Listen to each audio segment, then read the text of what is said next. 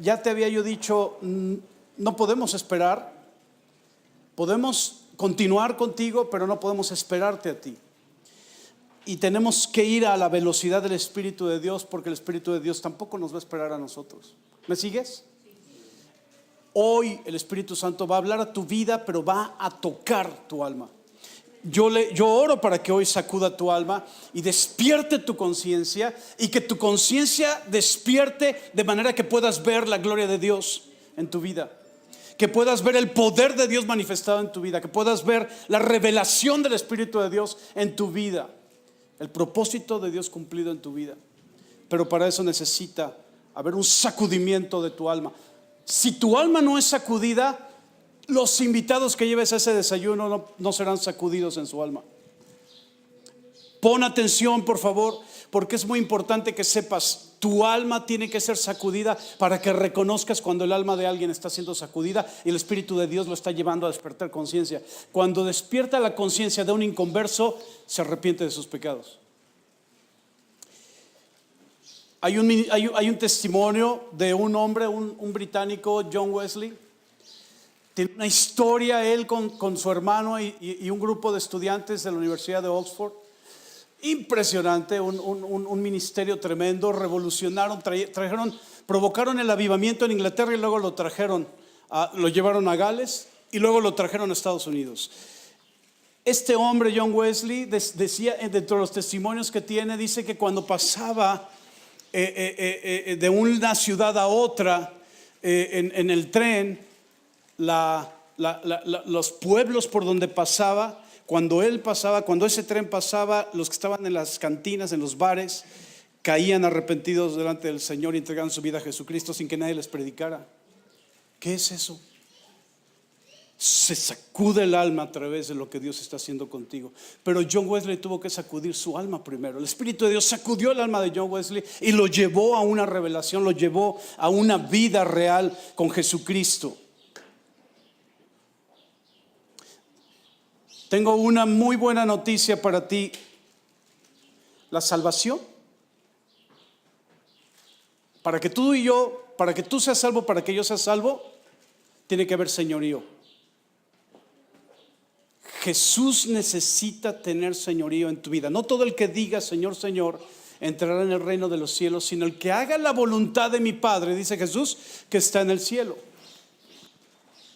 Eso significa que si el señorío de tu vida lo sigues teniendo tú, aunque hayas hecho una oración, no eres salvo. Esa palabra no se la dio Jesús a los inconversos, no se la dio a los judíos que habrían de ser salvos, no se la dio a los romanos que estaban ahí que interesados en lo que Jesús tenía que decir. Jesús se lo dijo a sus discípulos en la intimidad. Y la palabra que Jesús le da a los discípulos se las da porque dicen: ustedes dicen que ya me conocen. Los discípulos no sabían que Jesús habría de ir a la cruz, morir y resucitar para sentarse a la diestra del Padre. No les había sido revelado, pero la manifestación de milagros y señales y maravillas que Jesús había dado, el Espíritu de Dios había dado a través de Jesús, hace que los discípulos vivieran con Jesús en esa intimidad con Él. Pero no habría de haber salvación en sus vidas hasta que Jesús hubiera ido, muerto, resucitado, derramado su sangre, limpiado los pecados de ellos a través de la fe. ¿Sí me sigues? Y cuando eso sucede, Jesús a la diestra del Padre, viene el Espíritu de Dios y revela en tu vida. El Espíritu Santo es el que trae convicción al mundo de pecado y revela quién es Jesús. Revela que Jesús no es un objeto inanimado puesto en una pared, tampoco es algo que está en un libro. Tampoco Jesús es un ente ni un ser superior. Jesús es el Hijo del Dios vivo, resucitado de entre los muertos, sentado a la diestra del poder de Dios, nombre sobre todo nombre, el autor y el consumador de la fe. Ese es el Señor a quien tú le has entregado tu vida, y Él es celoso del señorío de tu vida. Jesús quiere el señorío de tu vida. Jesús quiere gobernar tu vida y tener gobierno sobre tu vida, porque si tú gobiernas no eres salvo. La salvación solo viene por fe en Jesucristo. No es por fe en lo que sea. solo es en Jesucristo. Es el único. Dice Jesús: yo soy el camino, yo soy la verdad y yo soy la vida. Nadie viene al Padre si no es por mí. Jesús se comprometió a ello. Jesús lo habló. Y pregúntale a cualquiera de los hombres que se han puesto delante de cualquier doctrina, filosofía o religión del mundo. Ninguno se ha aventado ese paquete, porque ninguno puede. Jesús es el único que puede traer salvación a tu vida. Y la salvación solo permanece en tu vida si hay señorío de Jesús en tu vida. Cuando le entregas tu vida a Jesucristo, no solo lo haces el Señor y el Salvador. No solo lo haces el Salvador, también lo haces el Señor. Va uno con el otro. Y cuando no hay señorío, no hay salvación. ¿Me estás siguiendo? Sí. ¿Estoy hablando muy fuerte? No. Qué bueno, porque apenas estoy empezando. Ustedes son, dice el Señor Jesús, ustedes son la sal de la tierra. Pero si la sal se desvaneciere, ¿con qué será salada? No sirve para nada, sino para ser echada fuera. ¿Y qué? Hollada por los hombres. ¿Qué significa? ¿Qué es lo que Jesús quiere decir a eso? La sal tiene dos propiedades, tiene dos propósitos fundamentales. La primera es el condimento, condimentar los alimentos. Y la segunda es un conservador natural. ¿Sí sabían eso? Todos los que saben de cocina saben de esas dos cosas. Cuando es conservador puedes usarlo de dos maneras. A lo mejor ustedes que saben de cocina me pueden decir: no, hay más, pero yo conozco dos. La salmuera, que es una solución de agua con sal, que es lo que se usa, por ejemplo, para conservar las aceitunas, ¿no? ¿Cómo se llama? El atún. Y el otro es no sé si se llama salazón, en el diccionario dice salazón, pero es cuando pones un alimento. Así era como se conservaban los alimentos cuando no había refrigeradores. Se ponía una cama de grano de sal, se ponía el alimento y otra cama de grano de sal, de manera que los efectos del clima no causaran descomposición en el alimento. Era un conservador, es un conservador natural. Son esos dos, condimento y conservador natural, lo que hace el propósito de la sal. ¿Por qué Jesús nos dice que somos la sal? ¿Cuál es el propósito de ello? Al final dice que si pierde su sabor, hay dos cosas que suceden. Y me llama mucho la atención. Dice: no sirve para nada, sino para ser ¿qué? Echada fuera y pisoteada por los hombres. Hay dos conceptos en hollada. Te voy a dar las dos descripciones sobre el término hollar. El primero es pisar una superficie a un lugar. Entonces de repente el hombre puso el pie en la luna por primera vez, y en realidad dice: el hombre holla la luna por primera vez. Es un término general, es pisar. Hollar es un sinónimo, pero el segundo es el que quiero traer el día de hoy: maltratar o profanar un lugar. Cuando Jesús vino a tu vida, lavó con su sangre tus pecados, te hizo santo. Somos santos delante de Dios.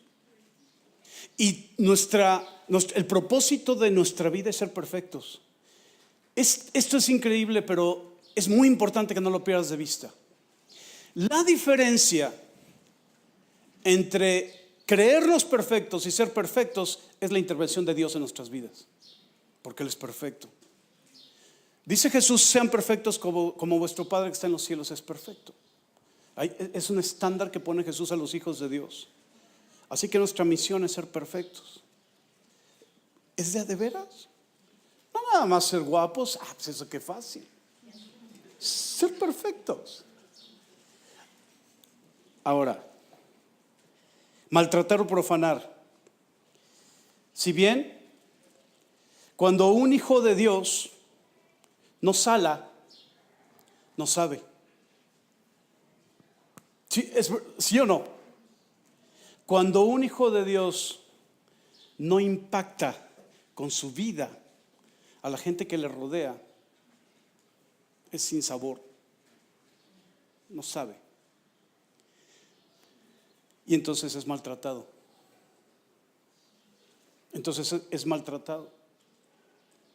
Me acordé ahorita de una ocasión, estando en preparatoria ya en el Señor, la directora nos juntó a varios para que habláramos sobre cuál había sido la experiencia más importante de nuestras vidas. Y hablaron 2, 3, 4, y cuando me tocó a mí hablar, empecé a hablar, te daban ahí 3, 4 minutos para dar un resumen del momento más importante de tu vida, y hablé acerca de cuando yo conocí a Jesús. Y entonces de repente dejo de hablar y la directora dice, bueno, ¿a quién le toca? Y los que estábamos, todos los que estaban ahí conmigo, dice, no, que siga hablando, que siga diciendo qué es lo que pasó con su vida. Y entonces me dan el tiempo para continuar. Estaba yo hablando acerca de mi vida en Cristo y de cómo el Señor estaba transformando mi vida. Y de repente levanta una chica la mano y dice, yo también soy cristiana. Y todos la voltean a ver y le dicen, ¿tú? Esa fue la reacción de la gente. Y una de las amigas cercanas de ella le dijo, no, yo oigo lo que dice él y lo que dices tú, y no se parece nada lo que dice él a lo que es tu vida, porque no salas. ¿Qué es lo que hizo esa amiga cercana de esta chica? La maltrató, porque no sala, se desvaneció. Si una vez hubo impacto en su vida de Jesucristo o del Espíritu de Dios estuvo haciendo una obra, ella le dio la espalda al Señor y siguió su propia vida, siguió el señorío de su propia vida. Y entonces los comentarios de su amiga en ese momento fueron expuestos, le expuso en una vida real. Tenía relaciones sexuales con el novio, andaba en antros, emborrachándose. Entonces la amiga le dice, espérame, si tú y yo acabamos de pasar un fin de semana, o sea, ¿de dónde estás hablando? Me acordé cuando estaba yo preparando este tema de esta experiencia, y me acordé de otra cuando yo fuera de Cristo tenía problemas de violencia, no solo dentro de casa, también fuera de casa. Era muy peleonero. Y cuando en una ocasión ya en Cristo estábamos formados en el carro para el lavautos, y de repente la fila en algún punto tapaba el acceso al estacionamiento de Costco. Entonces yo estaba atrás de mi papá con un carro, yo atrás con el otro, y yo estaba tapando. Y entonces llega un muchacho con su novia y se para a un lado, y entonces me toca el claxon, y entonces yo comienzo como a tratar de maniobrar, y me grita y me insulta. Y yo sé, porque lo viví desde el mismo, 2 días después de entregarle mi vida a Cristo, que Jesús ya había quitado esa reacción violenta en mi corazón. Y cuando me insulta, mi papá lo escucha. Y entonces yo, en lugar de hacer lo que hacía siempre cuando no tenía mi vida en Cristo, yo lo que hice fue terminar de maniobrar y quitarme para que él entrara. Y entonces mi papá se bajó y me dijo, ¿por qué no te bajaste y lo pusiste en su lugar? Y le dije, porque Jesús ya cambió mi vida, papá. Y entonces él me dijo, no sé qué es lo que tú tienes con esos rollos de Jesús, pero tú tienes que ir por ese muchacho, ir por él, golpearlo, ponerlo en su lugar y enseñarle que no te puede hablar así. Así yo crecí, porque yo fui muy buleado de niño. Entonces agarré mi carro, me metí al estacionamiento de Costco, me puse atrás de su vehículo para que no pudiera salir, me bajé, caminé hacia el Costco para poder entrar y buscarlo, y el Espíritu de Dios me dijo, ¿de quién eres tú? ¿Eres de tu padre, nacido de la carne, o eres del Espíritu? Y parado ahí en la puerta de Costco, me subí a mi carro, y no te puedo decir, me traía mi orgullo, porque ni siquiera estaba enojado, solo estaba haciendo lo que mi papá me había dicho que tenía que hacer. Me subí a mi auto y me fui, y me volví a formar para lavar el carro. Es Jesús, es el reflejo. ¿Salas o no salas? ¿Sí? Ok.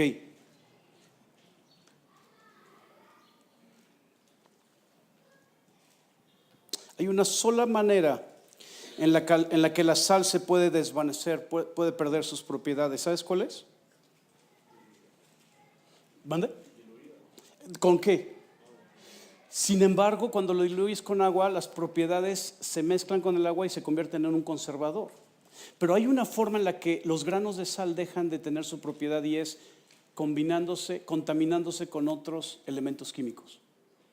Por ejemplo, en el Mar Muerto, el nivel de salinidad del Mar Muerto es altísimo, pero las salinas, es decir, los granos de sal que deja el Mar Muerto en las laderas del mar, en realidad es un lago, pero es un mar gigante, un lago gigante.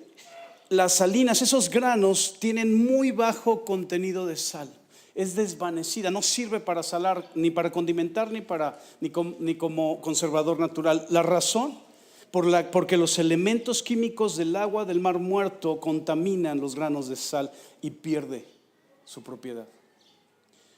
Y lo que hacemos es, a veces en el mundo, contaminar lo que Dios ha hecho en nosotros. Jesús le dice a los discípulos: ustedes son la sal porque yo les he limpiado.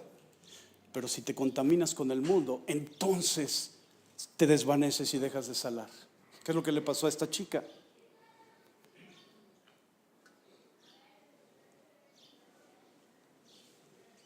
Ahora, ¿qué hace un condimento? El condimento aumenta el sabor de los alimentos, ¿cierto? Hebreos 4, capítulo 12, por favor. Hebreos 4, capítulo 4, verso 12. Dice: porque la palabra de Dios es viva y es eficaz. Dice que es más cortante que toda espada de dos filos, penetra hasta partir el alma. Fíjate la característica que tiene la palabra de Dios. Penetra hasta partir el alma y el espíritu, las coyunturas y los tuétanos, y discierne los pensamientos y las intenciones de él. Va hasta lo más profundo del alma, sacude el alma.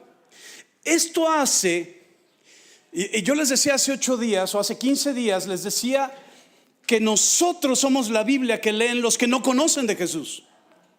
Cuando una persona dice: yo soy cristiano, la persona lee en ti y quizás nunca o solo ha leído las porciones de Biblia, de Evangelio que se leen en misa, que son 2, 3 versículos, y lo que diga el sacerdote respecto a eso.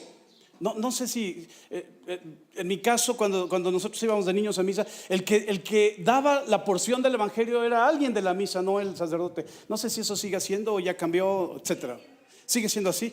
Entonces es como una explicación lo que se da. Es todo lo que los inconversos han recibido respecto a la palabra viva y eficaz. Pero la palabra viva y eficaz no está directamente relacionada con lo que está impreso en una hoja o escrito en una hoja con papel y tinta. Es lo que produce a través de la fe. Por eso los testigos de Jehová no tienen salvación, porque leen y leen y leen y se aprenden y se aprenden y se aprenden, y no son libres y no son salvos y no están llenos del Espíritu Santo. Sí, si algún testigo de Jehová está escuchando este mensaje, si no tienes salvación, no tienes vida eterna, arrepiéntete, entrégale tu vida a Jesucristo, al Hijo del Dios vivo, y tendrás salvación y tendrás eternidad. Porque así es. Les dije hace 8 días, nosotros somos portadores de ese mensaje. ¿Te acuerdas? Nadie más. Muchos usan la escritura, muchos usan el papel, la tinta, el internet, Bible Gateway o lo que tú quieras. Lo usan como medio de persuasión, pero el que convence al mundo de pecado es el Espíritu Santo. Tú tienes que tener al Espíritu Santo para que la palabra que sale de tu boca produzca lo que dice ese versículo que es. Por eso es que cuando tú en el Espíritu, con una vida en el Espíritu, tú le dices a alguien algo acerca del Señor, ¡pum!, brinca. La primer señal, ya les he platicado a la mayoría de la congregación, solo que no todos los que están aquí han escuchado esto. La primera señal que yo recibí acerca, siendo yo ateo, siendo yo habiendo decidido que Dios había muerto, que Dios no existía, no que había muerto, que Dios simplemente nunca había existido, La primera señal de algo real respecto al evangelio es que cuando yo salía de esa reunión de casa y pasaban por mí mis amigos para irnos a las fiestas y a emborracharse y el rollo, me subía y la primera vez que me subo les digo: ¿qué creen que dijeron ahí? Dijeron esto. No me acuerdo qué oí yo que se predicó ahí. Y les doy lo que se dijo y hubo una reacción violenta contra mí. La segunda vez: ya cállate, te voy a traer tu sotana. Ya sabes, todo lo que tú seguro has escuchado también. Bien, para mí fue: espérame tantito, hemos hablado de mormones, hemos hablado de testigos de Jehová, hemos hablado de satanistas, hemos hablado de católicos, hemos hablado de todo, pero cuando menciono algo que se dijo en esa reunión, algo brinca. ¿Qué es? Penetra hasta partir el alma y el espíritu. Y cuando partes el alma de alguien sin querer, porque no lo hacemos con intención, nosotros no predicamos el evangelio. Por favor, no vayas a decir: eres una idólatra. Oh, tú necesitas que Jesús cambie tu vida.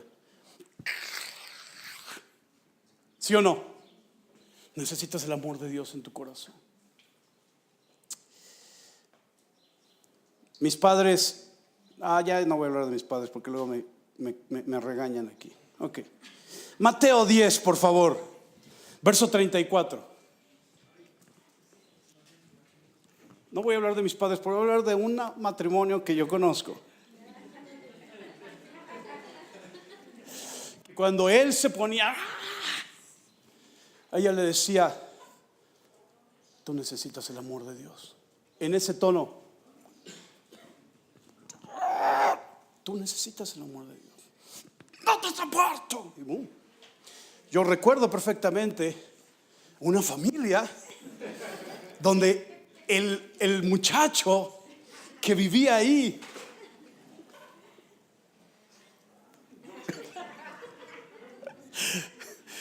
la señora ponía las alabanzas y el muchacho se paraba a las 10 de la mañana los sábados y decía: oye, ya quita música, ya quita, ya. Porque ponía alabanzas.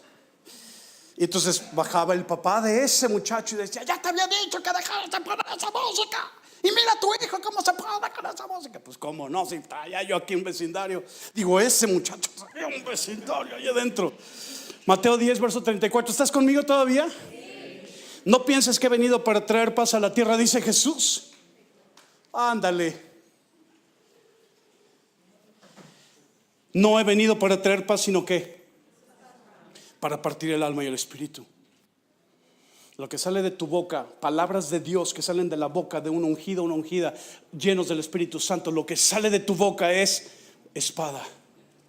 Parte alma y parte espíritu. Y es insoportable. Es insoportable porque el alma no tolera ser traspasada por la palabra de Dios. No lo tolera. Fuimos diseñados para ser formados bajo el amor y el poder de Dios, para ser educados, ese fue el diseño original del alma. Pero el alma se corrompió y el alma corrupta no soporta que la espada del espíritu traspase el alma y la atraviese, la corte hasta las coyunturas y los tuétanos. Me encanta. ¿Sabes por qué los tuétanos? Es la parte más profunda del hueso, es la parte más íntima, lo que alimenta con sangre al hueso para que el hueso se mantenga sano. Así que no piensen que he venido para traer paz a la tierra. No he venido para traer paz sino espada, porque he venido para poner en disensión al hombre contra su padre, a la hija contra su madre y a la nuera contra su suegra, lo cual no es difícil. Y los enemigos del hombre serán los de su casa. Wow, el otro día, hablando sobre el tiempo en el que venga la persecución, yo le preguntaba a mi esposa y a mis hijos: ¿quién será de la casa, de esta casa, quien nos entreguen. ¿Quién será? ¿Quiénes son los que fácilmente huyen y corren cuando las cosas se ponen difíciles? ¿Quiénes son los que simplemente salen llorando cuando las cosas se ponen y comienzan a negar la fe y comienzan a decir, ¿cómo Dios permite que me pase esto? ¿Pero por qué? Y entonces yo les decía, ¿quién será quien en esta casa nos entregue?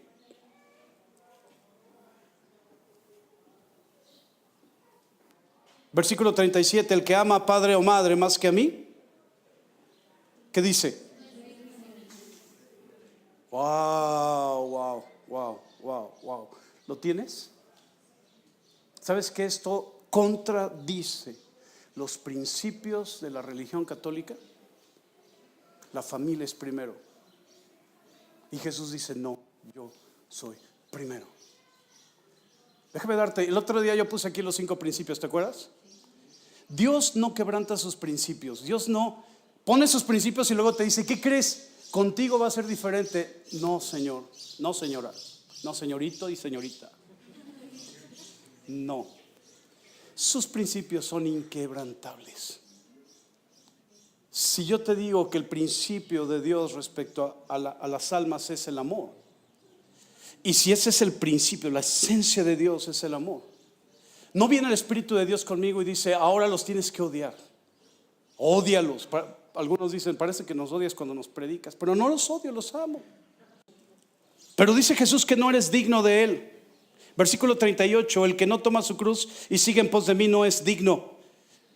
El que haya su propia vida la perderá, y el que pierde su vida por causa de mí la hallará. Voy a dejar este texto para ahorita. Déjame nada más recordar aquel texto en donde Jesús, cuando dice el que no toma su cruz y sigue en pos de mí no es digno. La dignidad de un hijo de Dios no es lo bien que te has portado, el buen testimonio, el reconocimiento de la gente que está en la iglesia. Esa no es la dignidad de un hijo de Dios. ¿Sabes de dónde proviene la dignidad de un hijo de Dios?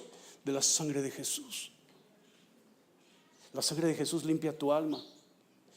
Y como estás limpio, estás limpia, tienes el acceso abierto al trono del Padre. Y si tienes el acceso abierto al trono del Padre, Él toma su reino y te lo entrega. Y te da la responsabilidad de ministrar su reino. Esa es la dignidad. No puedes entrar al trono del Padre sin dignidad. Muchísima gente que cree en Dios le habla a Dios y su misericordia hace que los escuche, pero no pueden entrar a su presencia. Nadie puede entrar a su presencia si no ha sido lavado por la sangre de Jesús. Nadie. Por eso en el Antiguo Testamento Dios no los llamaba a su presencia. ¿Sabes qué hacía Él? Les puso un tabernáculo, les puso un templo, les puso un monte con una nube. El Señor dijo, yo voy, porque tú no puedes, no tienes acceso, pero tú y yo tenemos acceso por la sangre de Jesús. El tabernáculo es sombra y figura y sombra de lo que tú y yo vivimos en nuestro tiempo de oración, en nuestra vida de oración. Hoy, papá, gracias por este día. Y estoy en la presencia de Dios. Y no es un asunto de que estoy y no estoy. Vivo en la presencia de Dios a través del Espíritu Santo, porque la sangre de Jesús limpió mi vida y permanezco con mi vida limpia. No me contamino, porque si me contamino me desvanezco. Si me desvanezco no salo. No cumplo el propósito para el que el Señor me tiene en esta tierra. ¿Me sigues?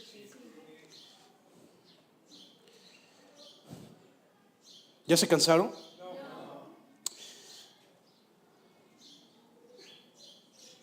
39 entonces dice, el que haya su vida la perderá. ¿Qué significa eso? Andas cuidándote. Es que me voy a quedar sin amigos. Es que me voy a quedar sin familia. Es que me voy a quedar sin trabajo. Es que me voy a quedar sin esposa o esposo. El que ama a su padre, a su madre, a sus hijos, a su abuelita, más que a mí, no es digno. Habla de dignidad. Entonces, ¿cuidas tu vida? guardas tu vida, la vas a perder. Pero si pierdes tu vida por causa de Él,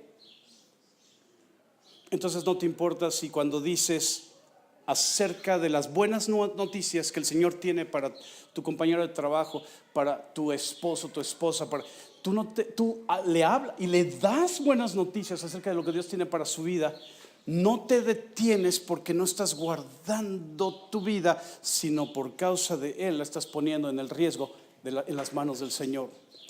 El riesgo más seguro es cuando lo pones en manos de Dios, porque Él es todopoderoso. El riesgo más seguro que puede correr un hijo de Dios es cuando lo pones en las manos de Dios. Y es esto: el que pierde su vida por causa de mí, la hallará. Y yo tengo vida eterna. Y voy a correr todos los riesgos que tenga que correr para tener vida eterna. Juan 4. No, es algo de entre amigos. Conservador natural. Ya hablamos de condimento, ya hablamos del impacto que causa tus palabras en una vida, en una reunión, en una relación, en la escuela, en el trabajo. Ese es el condimento. Lo que hablas traspasa el alma. Ahora vamos a hablar del condimento natural. Juan 4, verso 13. Respondió Jesús y les dijo: cualquiera que bebiere de esta agua volverá a tener sed, mas el que bebiere del agua que yo le daré no tendrá sed jamás, sino que el agua que yo le daré será en él una fuente de agua que salte para. Somos sal en la tierra porque traemos conservadores para la eternidad. La palabra en nosotros produce eternidad. El que tenga oídos para oír, que oiga.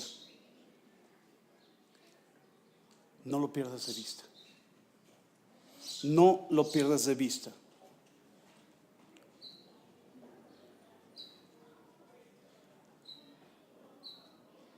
$118 millones de mexicanos en esta nación no tienen vida eterna. Si murieran hoy, cualquiera de ellos que muere hoy sin el Señor Jesús en su vida se va a ir al infierno eternamente. Tenemos que despertar. Tenemos que despertar nosotros, los que tenemos el mensaje.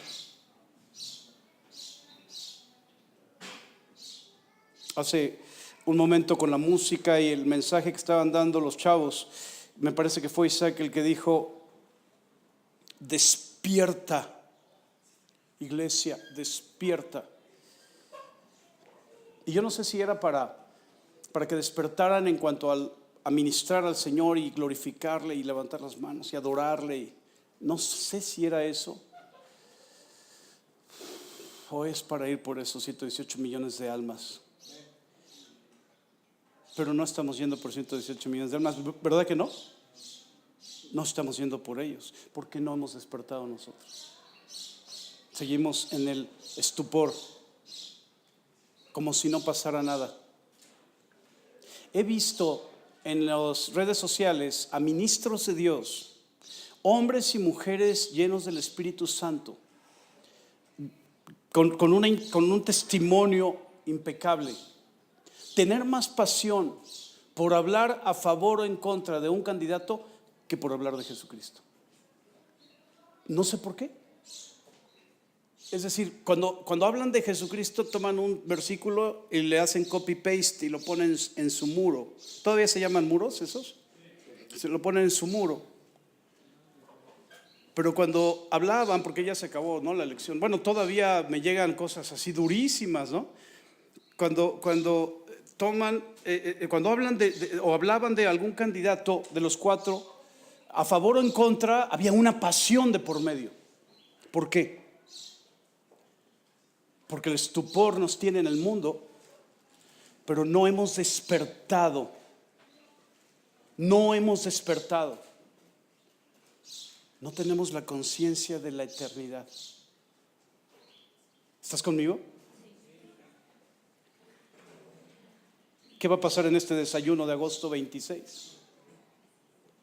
¿Qué va a pasar hoy? ¿Qué es? ¿12? ¿8? Gracias. 8 de julio. ¿Qué vamos a hacer hoy 8 de julio? ¿Qué va a pasar 8, 9, 10 de julio? Termina julio, empieza agosto, llegamos al 26 de agosto. ¿Qué van a pasar todos estos días? ¿El estupor gobierna nuestra forma de vivir? ¿Vamos a despertar en algún momento de estos días? Vamos un día, recuerdo a una persona que tuvo una revelación del Espíritu de Dios. Él estaba orando y el Señor le mostró el infierno. O sea, literal estaba él ahí. Y cuando le mostró lo que estaba pasando, él decía: ¿por qué me lo enseñas? ¿Por qué me lo muestras si yo soy salvo? Y entonces el Señor le empezó a poner, porque la gente estaba, el lago de fuego y azufre estaba, la gente estaba adentro o afuera, como flotando pues. Y entonces el Señor le dijo: ¿ya viste quién está ahí? Y dice que vio ahí a su hermano, a su papá, o sea, empezó a ver y dijo: pero yo les he predicado. Dice: no basta, tienes que sacudirlos, tienes que arrastrarlos hasta que me conozcan. Tuvo esa revelación y de ahí el Señor lo levantó para ministrar. Si ves la historia de hombres y mujeres que han sido usados por Dios en un impacto masivo, han tenido un momento donde su alma ha sido sacudida, y en ese sacudimiento ha despertado su conciencia. Y si no apagas la conciencia, si no matas la conciencia, si no la metes en esa coma espiritual, podrás entender la importancia tan fuerte y tan profunda que tiene la salvación en tu papá, mamá, tío, primo, amigo, compañero de trabajo. 118 millones de almas, casi 7,000 millones de almas en este mundo. ¿Me están siguiendo? Tiene que haber en tu alma eso. Estoy orando porque el Espíritu de Dios siga sacudiendo el alma de todos ustedes. Y sé que en algunos está pasando. Y sé que han venido circunstancias donde han tenido que ponerse de rodillas y rendirse delante del Señor y decir: Dios, ayúdame con esto. Quizás enfermedades terminales o enfermedades incurables, quizás situaciones de trabajo, quizás situaciones familiares. Yo no lo sé, pero sé que han venido circunstancias que te han obligado a venir delante del Señor, a arrodillarte, postrarte y decir: Dios, mete tu mano en esto. La pregunta es si tu conciencia ha despertado o sigue dormida. ¿Sale? Ok. Con esto voy a terminar. Terminamos de leer el texto, ¿verdad? Agua con sal. Somos una fuente de agua que salta para vida eterna, ¿no? Pero somos la sal de la tierra. Somos agua con sal. Y cuando mezclas agua con sal fría, es un hidratante, ¿sabías? Los deportistas saben muy bien esto. Si solo tomas agua, hay un nivel de hidratación, pero cuando corriste, por ejemplo, Iván, que es maratonista y corre bajo el sol, Lázaro no está aquí, ¿verdad? Pero Fran, corres bajo el sol, hay un momento en el que no basta el agua, tienes que meterle sales. Por eso el Gatorade, ¿no? Si es caliente, es un desinfectante natural. Cuando tienes así contaminado, congestionado todo, y te metes gárgaras de agua caliente con sal, te limpia. Y si hay una cosa que Afrinex, ¿no? Pero si no tienes el Afrinex y metes agua caliente con sal y luego te lo pones en la nariz, te limpia todo. Se siente horrible, pero te limpia todo. Pero ¿qué pasa con el agua tibia? Agua con sal tibia, ¿para qué sirve? ¿Alguien sabe? ¿Quién dijo? Así es, para vomitar. ¿Sí sabían eso? Cuando alguien necesita volver el estómago y le metes el dedo y no le provocas ese asco, aviéntale agua tibia con sal y produce Y Jesús dice, el Apocalipsis dice que a los tibios los vomitaré de mi boca. ¿Por qué? Porque son agua con sal, pero son. Así que tú y yo somos agua con sal. Frío o caliente, pero nunca tibios. Espíritu Santo, continúa despertando, sacudiendo el alma de todos nosotros, por favor, en el nombre de Jesús. Que nos lleve a tu presencia, que nos lleve a rendirnos delante de ti. Y en esa rendición te pido en el nombre de Jesús que despierte la conciencia, que tengamos una conciencia clara y perfecta del deseo que tú tienes por aquellos que no te conocen. Pon en nosotros, Espíritu Santo, el amor que Jesús tiene, que lo llevó a la cruz. El amor que, siendo Dios, lo llevó a despojarse de su condición de Dios para hacerse hombre. Limitado en tiempo, en espacio, en conocimiento. Limitado porque no era Dios cuando estaba hecho hombre, era un hombre.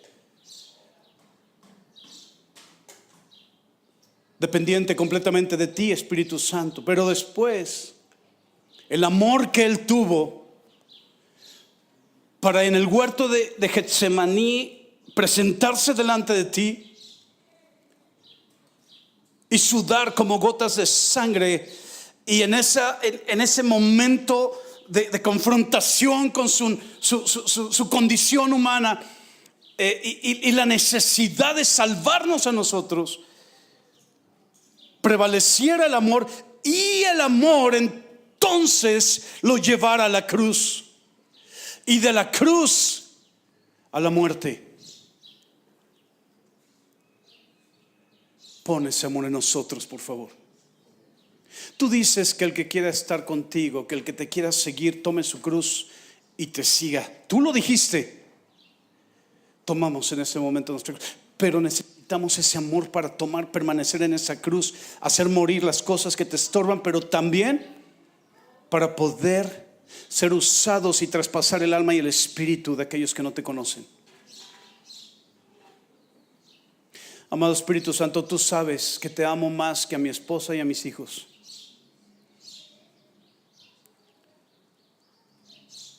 Y te agradezco por haber puesto ese amor en mí, porque esa es una garantía para mi esposa y para mis hijos de que jamás te voy a dejar. Yo tengo la garantía de que tú no me vas a dejar a mí, pero tú necesitas la garantía de que yo no te voy a dejar a ti, porque yo estoy peleando aquí con el viejo hombre y con el mundo y con el enemigo y todo, pero ninguna de esas cosas me va a separar de tu amor, y ninguna de esas cosas me va a hacer ceder en amarte más que a cualquier cosa en este mundo, incluyéndome a mí mismo. Pon tu amor en mí por aquellos que no te conocen. Pon ese amor de Jesús en mí. Espíritu de Dios, pon tu amor en mí. Dile, pon tu amor en mí. Enséñame, dile, enséñame a amarles como tú les amas. En el nombre de Jesús.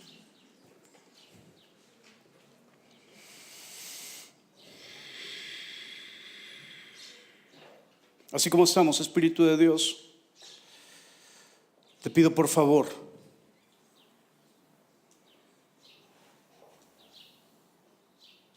comienza a mostrar a cada uno de nosotros a aquellos que tú has separado para ser nuestros invitados en el desayuno del 26 de agosto. Pon en nosotros tu amor para con ellos, de manera que podamos ejecutar la autoridad, juntar el cielo con la tierra y traer sobre de ellos una convicción real para que te conozcan, para que te conozcan y para que entreguen su vida a ti, Jesús. No hay ningún otro propósito sobre esta tierra, sobre cada ser humano que ha nacido en esta tierra, que te conozcan y te reconozcan como Señor y Salvador, para que tengan vida eterna, para que tengamos vida eterna. Y de ahí la vida en abundancia. Pero la vida en abundancia sobre esta tierra se va a terminar, no importa, porque entonces tendremos la vida eterna contigo. Será mayor que lo que podamos tener aquí. En el nombre de Jesús, Espíritu de Dios, cada familia, cada uno de los que se anotó para este desayuno del 26 de agosto, reciba en el nombre de Jesús tu amor y una revelación de la eternidad ahora en el nombre de Jesús.